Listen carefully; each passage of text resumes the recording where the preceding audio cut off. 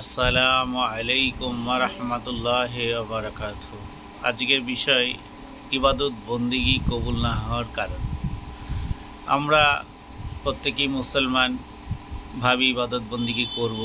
আমরা যারা পাঁচ ওয়াক্ত নামাজের মুসল্লি, তাদের ইবাদত বন্দেগী কেন আল্লাহর কাছে কবুল হচ্ছে না, সেই বিষয়ে দু চারটে কথা না বললে নয়। আমি যে খাবারটা খাচ্ছি সেটা হালাল পন্থায় অবলম্বন করে ইনকাম করা কিনা, আমি যে ড্রেসটা পরছি সেটা হালাল টাকায় ড্রেসটা কিনা, আমি যে বাহনে চড়ছি সেই বাহনটা আদৌ কিনা আমার টাকায় কিনা, এরকম করে যদি আমরা আল্লাহর কাছে ইবাদত বন্দেগী করি, যদি আমার হালাল ড্রেস না হয়, যদি আমার পেটে হালাল খাদ্য না থাকে, তাহলে আল্লাহ তাআলা ইবাদত বন্দেগী কেন আমাদের কবুল করবেন? আর ফ্রেশারলিভাবে যদি আল্লাহর কাছে ইবাদত বন্দেগী কবুল করতে হয় বা আল্লাহর কবুলিয়াত লাভ করতে হয়, তাহলে সেদিক থেকে নিশ্চয়ই সব কিছু হালাল পন্থায় অবলম্বন করতে হবে।